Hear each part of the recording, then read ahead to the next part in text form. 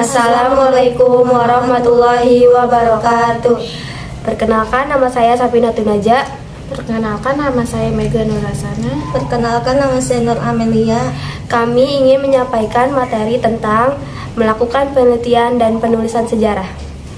Pertama ada penelitian sejarah.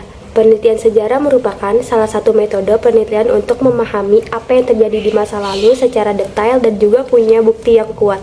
Untuk dapat menulis kembali peristiwa masa lalu menjadi suatu tulisan yang mudah dipahami dan menarik, diperlukan suatu metode penelitian sejarah bisa disebut dengan metode sejarah.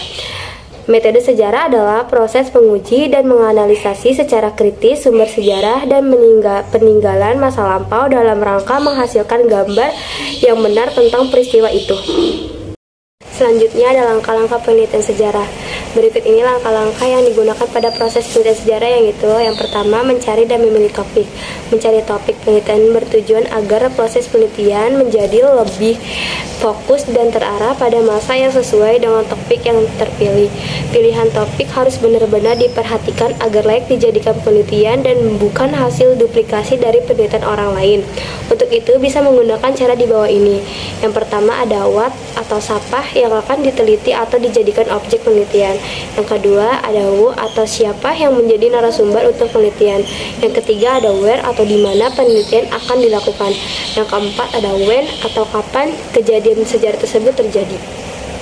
Langkah selanjutnya adalah heuristik. Heuristik adalah tahap-tahap untuk melakukan mencari, menemukan, dan mengumpulkan berbagai sumber informasi berupa data atau lainnya yang relevan dengan topik.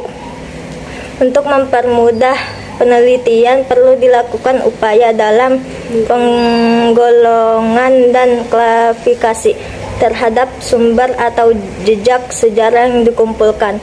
Untuk mengklasifikasikannya, kita bisa berbagai sumber atau data tersebut dalam dua jenis seperti di bawah ini.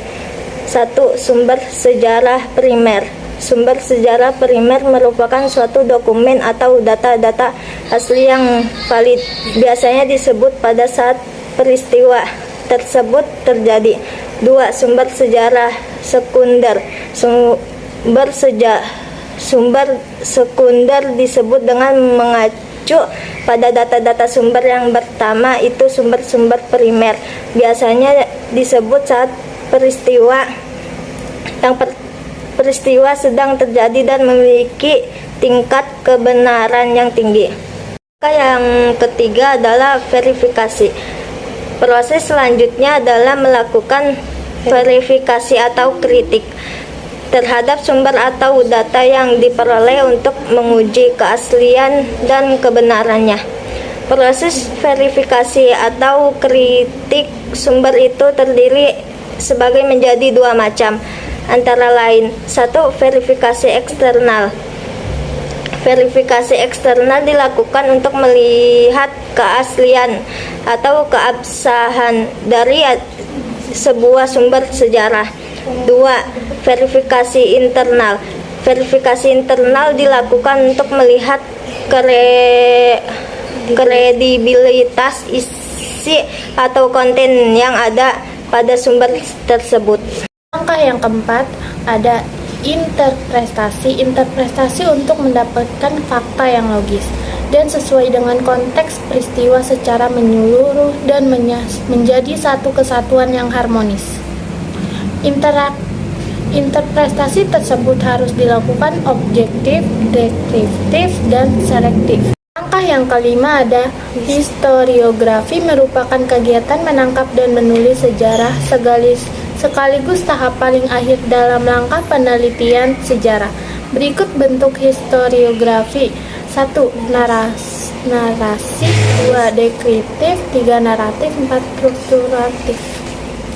Ada penulisan sejarah. Penulisan sejarah merupakan cara penulisan, paparan, atau laporan hasil penelitian sejarah yang telah dilakukan sebagai hal perwujudan laporan penelitian atau penulisan sejarah tersebut. Hasil penelitian berupa penulisan sejarah terbagi menjadi 3, yaitu yang pertama, penulisan sejarah tradisional. Yang kedua, penulisan sejarah kolonial. Yang ketiga, penulisan sejarah nasional. Sekian dari kelompok kami. Wassalamualaikum warahmatullahi wabarakatuh. wabarakatuh.